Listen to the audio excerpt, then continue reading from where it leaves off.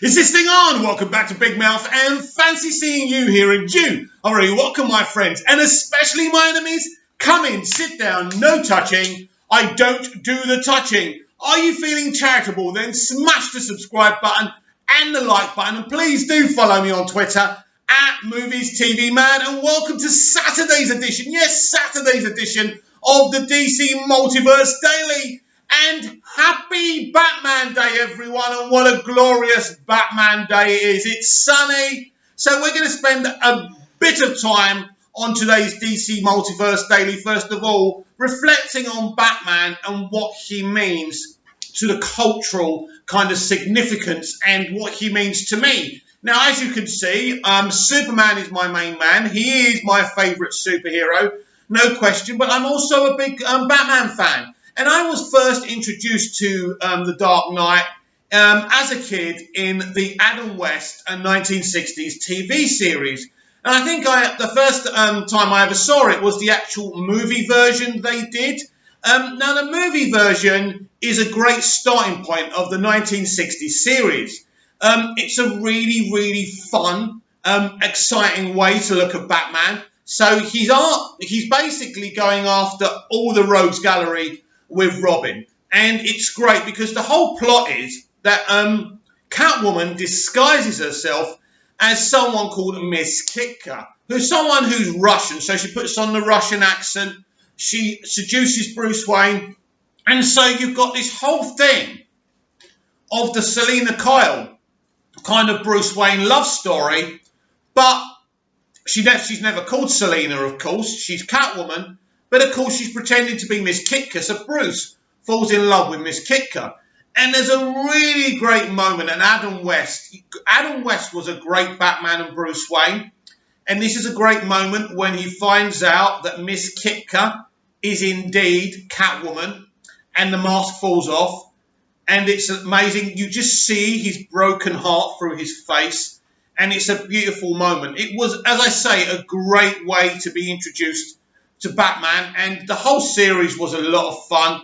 And although it was campy and silly, and I certainly wouldn't call it my favourite kind of version of Batman, it's certainly stuck in my memory, and I know it's stuck in a lot of people's memory. So that's how I became a Batman fan. So for many years to come, I was just watching the reruns, and then we found out Tim Burton was going to do the first proper Batman movie, cinematic Batman movie of all time. And this was the most hyped, I should say overhyped, movie event of all time at that time. If you think they hype them up now, you have seen nothing. The way they were talking about this film, we thought we were going to see the best thing ever. And I remember seeing Tim Burton's Batman, and I did love it, and I loved Michael Keaton's Bruce Wayne. And I thought that Nicholson's Joker was sensational. He absolutely was the comic book Joker, but a lot darker, a lot more fucked up, and a lot more scarier. This guy would kill you, then laugh in your face. But it was a really good film. I still was a little bit underwhelmed by it, but I really did like it. Batman Returns is a kind of personal favourite of mine. I thought Tim Burton did a much better job with the sequel than he did with the first film. Some people say there was too many people in it, but I loved it, and I loved DeVito's Penguin as well. Again, like Nicholson's Joker, it was very dark, it was very contemporary, and it was very relatable. He was kind of a gangster, but there was a lot about his rejection, Oswald Cobblepot's rejection in this film, and I thought it was great. And you had Max Schreck, you of course had Michelle Pfeiffer, Selina Kyle, a.k.a. Catwoman, the best Catwoman we've ever seen. Now, we don't know if the Batman is going to give us a better version than that. I hope so. And I look forward to seeing it and making my mind about that, as everyone out there will as well. So, yeah, Batman Returns is a personal favourite of mine. Batman Forever is a really, really entertaining movie, and I really hope we get to see the Schumacher cut of that. I liked that film. I had a lot of fun watching that film. I thought Val Kilmer was a very solid Bruce Wayne and a very solid Batman, and I think he did a really good job, and I really enjoyed it. You've got Tommy Lee Jones as Two-Face, a kind of campy Two-Face as well. You've got Jim Carrey's extraordinary performance as the Riddler. And I think we're going to get something very different in the Batman. But he was good, and I really enjoyed his performance too. And I thought Chris O'Donnell was a great Dick Grayson, a.k.a. Robin. It was a really exciting movie. Batman and Robin isn't the best. George Clooney really isn't a great Batman. But you know what? He's kind of a cool Bruce Wayne. And the thing that I loved in that movie, the element that I enjoyed, was the relationship and the emotion between Bruce and the dying Alfred, who's dying. And he really wants to find a cure, and this is part of the plot. And, of course, Mr. Freeze has a way to save him, ultimately, in the end. So even though it's a flop and it's not the best Batman movies of all time, it was very highly entertaining, I felt. And even Schwarzenegger, I mean, why they went the Schwarzenegger route with Mr. Freeze, who knows? But it kind of worked in a fucked up, weird, campy way, didn't it? So years went by. So that was 97. And then we kind of landed in 2005, and we found out that Christopher Nolan, the very same Christopher Nolan that directed Memento, one of my favourite movies of all time. That movie is amazing. It's probably my favourite Christopher Nolan film, equally with Batman Begins, which we're going to talk about now. So I remember hearing about Batman Begins and not being interested because I was still thinking about Batman and Robin. And that took a lot of my love for Batman away and excitement, which was a shame. But I remember seeing the royal premiere on TV one Saturday afternoon on ITV over the UK. And I just remember seeing all the clips and I thought, well, this is definitely not a continuation of the Schumacher-Burton franchise. So that's a good thing. And it looked interesting. And I'd never seen Christian Bale perform. I saw American Psycho after I saw him in Batman Begins because I was so compelled by his performance in that. Christian Bale is one of the greatest actors ever to perform the art form. He's amazing. And Batman Begins probably is my favourite Batman movie. I just love the way Nolan and Bale reveal the soul of Bruce Wayne. And we've never really seen Bruce Wayne's soul revealed in that dark, contemporary way before. I think until Ben Affleck's Batman, who did a similar thing in a way. Well, we did see his dark soul revealed in his hatred for Superman. So, equally as good as each other, as far as I'm concerned. But Batman Begins has great quality. I prefer it to The Dark Knight, and definitely The Dark Knight Rises. I don't think The Dark Knight Rises is anyone's favourite Batman film, although I think it's a really good film with some really, really great ideas in it, and I enjoyed The Dark Knight Rises. But Batman Begins is a very emotional film. You see the emotional context. It's about Bruce Wayne earning the right to become Batman. And you see the mechanics of it. You see how his Batsuit works. And when he's talking to Morgan Freeman's character, and you see kind of the cape and what it can do. And then you've got the new version of the Batmobile, which is the Tumbler. Now, Nolan had no intention of having a Batmobile, but Warner Brothers kind of insisted and said, well, it's a kind of cool thing, and it's a thing the fans would expect. So what Nolan wanted to do, because right now on Warner Brothers Pictures YouTube channel, there's a big kind of Dark Knight trilogy documentary, which is amazing. Just to sit there and watch that and listen to Christopher Nolan and the others speak. Amazing. So he found a way of creating a Batmobile that would be as gritty and have the realism of his universe. And I think the Tumbler is brilliant. But then when we get the Tumbler, and then we get and then you see what Snyder does with the Batmobile in BVS, then you're thinking, fuck the Tumbler. But the Tumbler is awesome. So Batman Begins does everything right. It's emotional. The score is beautiful. And the score, Zimmer's, and I think he did this kind of soundtrack with somebody else. James Newton Howard and Hans Zimmer did that score together, didn't they? What a beautiful, emotional score. I don't think that film works, even as good as it is, without that score by Howard and Zimmer. But it really is an amazing film. And then we go to The Dark Knight, which absolutely is a fantastic film and asks serious questions about the human condition, of course. Of course, at the end, when they've got to decide who's going to blow who up, And then you've got this moment, as Christopher Nolan discussed in the Dark Knight documentary over on the WB Pictures YouTube channel. It's that moment normally where a superhero will save both elements, but the Joker gives, this situation to Batman: save the woman that you love, or save this other guy. He's not Two-Face at that time. Of course, he's Harvey Dent.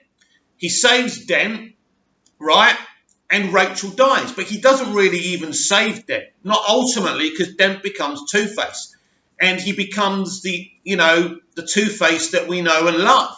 And I just think the actual questions it poses at the human condition are amazing. So the Dark Knight has great quality, and I love it. And of course, Ledger's Joker is outstanding. I think the most shocking thing about Ledger's Joker is nobody thought that Heath was capable of such a performance.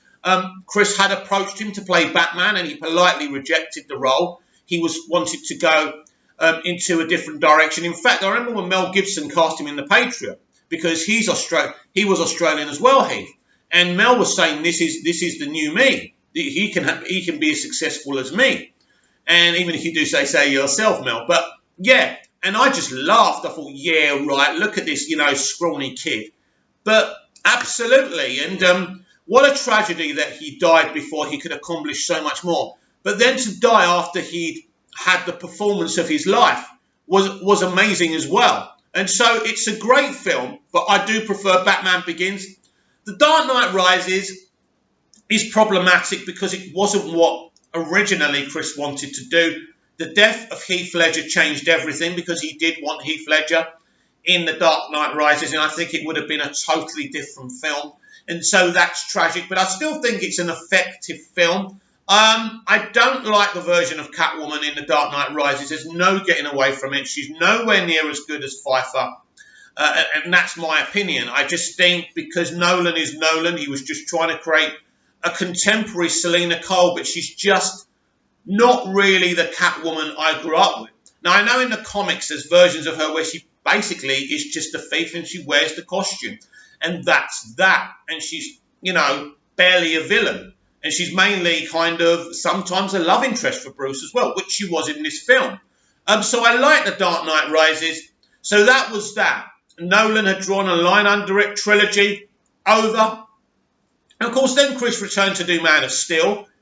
And then we got Batman vs. Superman as the sequel. Batman vs. Superman, the most controversial film with Batman in it of all time. But this is an amazing version of Batman. This is a gritty Batman. This is an older Batman. This is a bitter and twisted Batman. He's scarring people, right? He's killing people. This really is a twisted Batman. He's been around for so long, and the length of time he's been fighting crime in Gotham has hurt him. The death of Robin has hurt him. And he's taking all this out on the potential threat of Superman.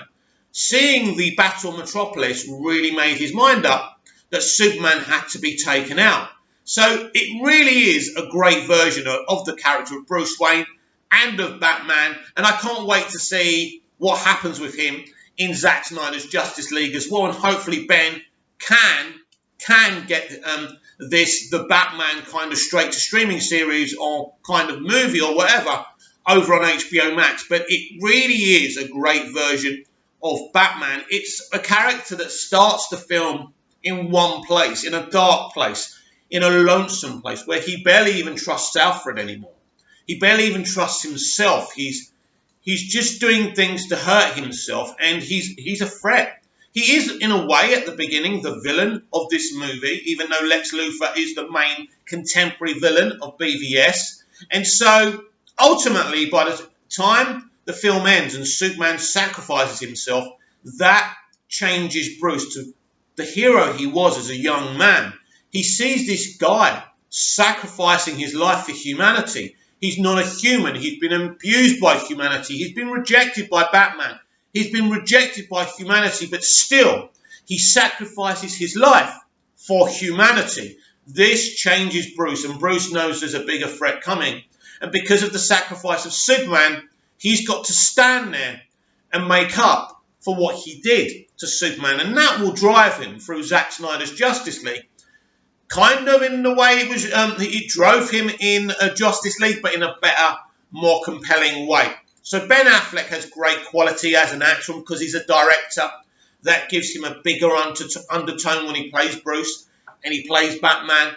And what a tragedy we never got the Batman. He would have wrote it, directed it. And as I say, and been in it, of course, hopefully we can get that. So happy Batman Day, everyone. And of course, we've got Matt Reeves, the Batman, fingers crossed, coming next year.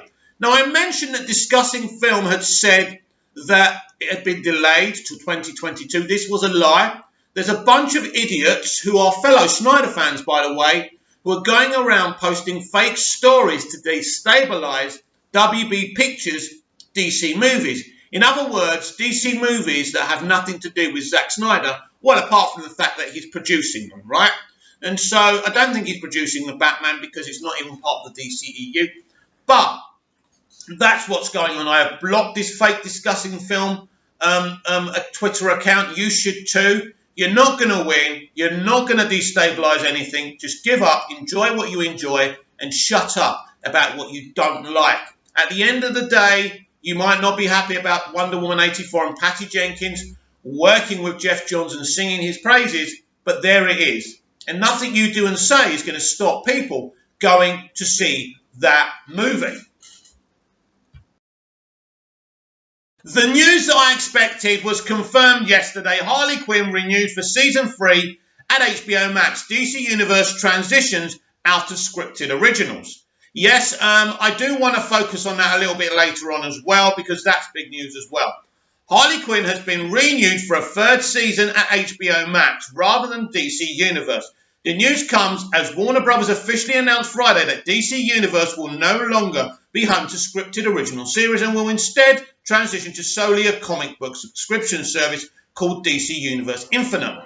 Harley Quinn is an adult animated series starring Kaylee Cuoco as the DC anti-heroine. The show has received strong reviews for its first 2 seasons, which recently became available on HBO Max. Along with Cuoco, the show also features the voices of Lake Bell, Alan Tudyk, Ron Funches, Tony Hale, Jason Alexander, and J.B. Smoot. The series was developed by Justin Halpin, Patrick Schumacher, and Dean Lowry, who also served as executive producers along with Cuoco. HBO Max will now be the home for all DCU series like Young Justice Seasons 1 to 4, Titans Season 1 to 3, Doom Patrol Seasons 1 to 3, and Stargirl Season 1. The news that DC Universe is moving out of original shows hardly comes as a surprise, as parent company Warner Media began moving shows like Doom Patrol over to HBO Max as early as last year. In addition, Stargirl began airing on broadcast network The CW at the same time it started streaming on DC Universe. Season 2 of that show will now air solely on the CW. DC Universe will make the transition to DC Universe Infinite beginning January 2021. 2021, it will give fans access to more than 24,000 comic books at launch, including digital-first comics, exclusive access to DC fan events, and recently released comics 6 months after the physical versions hit store shelves. Following its initial launch, the service will begin expanding global in summer 2021. Wow! Well, I'll tell you what, I'll be subscribing to that.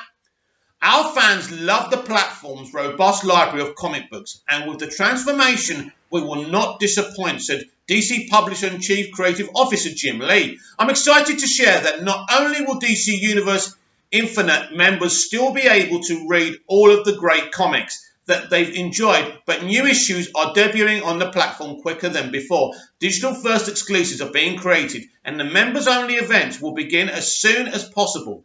There has never been a better time to be a DC fan. The service will be available on iOS and Android devices for $7.99 a month or $74.99 a year on February the 1st, 2021. Every subscriber, existing members, or those doing during the pre-order offer window will receive a special voucher redeemable at the DC shop subject to terms and conditions. Annual subscribers will receive a $25 voucher, while monthly subscribers will receive a $10 voucher. Wow! So, 2 things. Harley Quinn is getting its anticipated third season. Some people were concerned that wasn't going to happen. I wasn't one of those people. It really is a rich, enjoyable adult kind of sitcom-y kind of animated DC series. I do enjoy it, of course. There is some political motivations there. With the entertainment industry being riddled with the extreme left, there's some things we just have to take. But in terms of a piece of entertainment, a piece of DC entertainment, I love Harley Quinn. I think that Cuckoo may actually be a better Harley Quinn than Margot Robbie. And that's going to get me some, hey, I love Margot's version. And I know she's just doing the voice, but it's pretty amazing. And I didn't really ever think that Kaylee was capable of doing that. But she is amazing. And she has been acting since she was a kid on 8 Simple Rules. Amazing talent that she is. I'm glad it's been renewed, and I can't wait to start binging seasons 1 and 2 as well. Now, let's talk about DC Universe changing. Now, DC Universe was a brilliant idea, a streaming service that would mix comics and live-action original series and even have different DC movies and things like that. But for me, this was always an experiment to iron out the kinks before they did HBO Max. I think if it was a big success and they could justify it all and the expense they were putting into it, it would have stayed, of course. And it could have just been part of HBO Max. I always assumed that's the case. So what are they doing now? What they're saying is, right, no TV, no films. It's basically mainly for comics. It's a great idea. I mean, when it becomes available globally, I will absolutely subscribe. It's a great way to get into your DC comics. As you've heard from that article, thousands and thousands of first-run digital comics as well. It's very ambitious. Again, it's something that Marvel are not doing.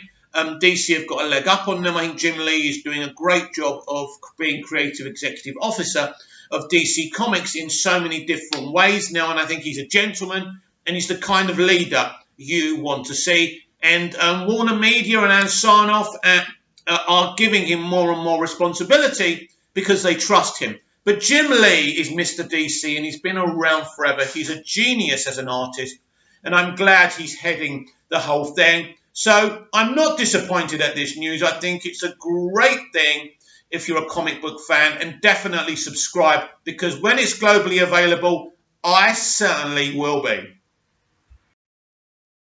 I read an interview with Joe Kinnaman earlier this week, and there's the Hollywood Reporter did one with him as well. Now, I'm not going to read it out again because he's basically saying the same things, but he was talking about the first Suicide Squad film, and he said, one thing I'll say about the cast members of the first and second film, there wasn't a shitty person among them. No one sucking up all the air, and we were just a great team. And what that kind of counters is the claim that Jared Leto was toxic on the set, that his practical jokes were pissing people off. No, in fact, people loved Jared and loved him being part of the team. And you know what? When you hear Jared Leto speak, he just seems like a gentleman who's really passionate about making films and performing.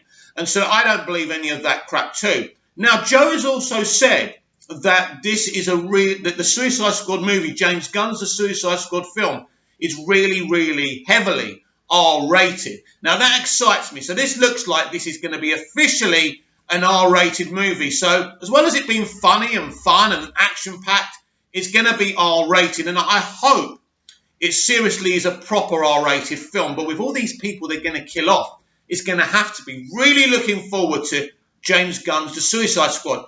Now, this is a piece of news, a rumour that came out last week.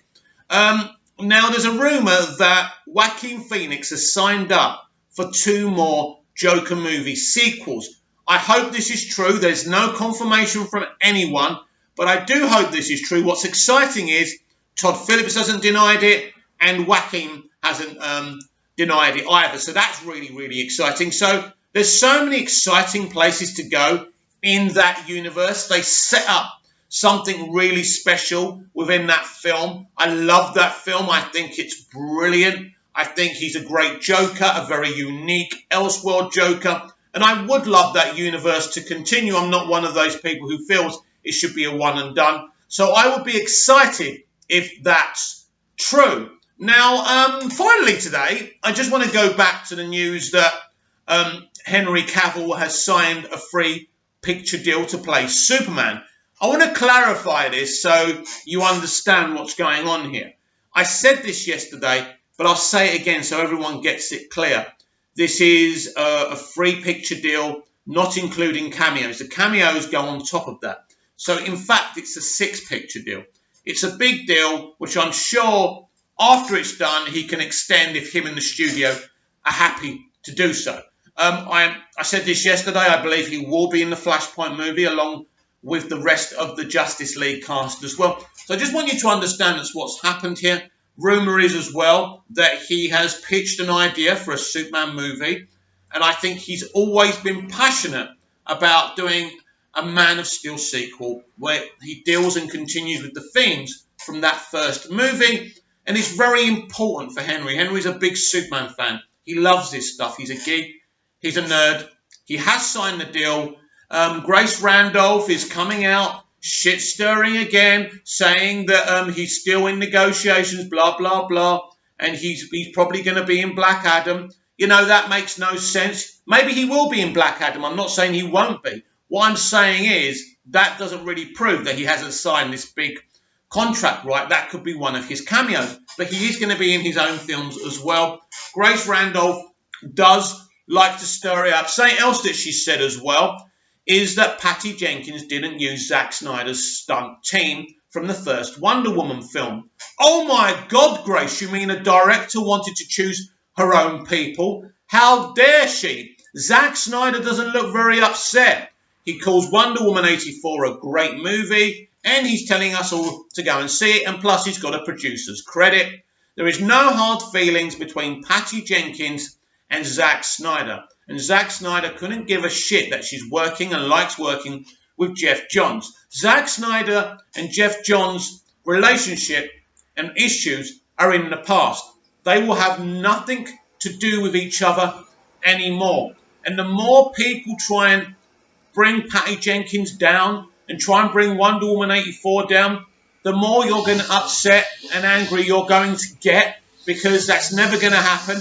You're never going to make this film fail. So stop wasting your energy, or carry on wasting your energy. It's entirely up to you. Comment down below, like, share and subscribe, and I'll be back tomorrow with even more DC Multiverse Daily. See you again soon.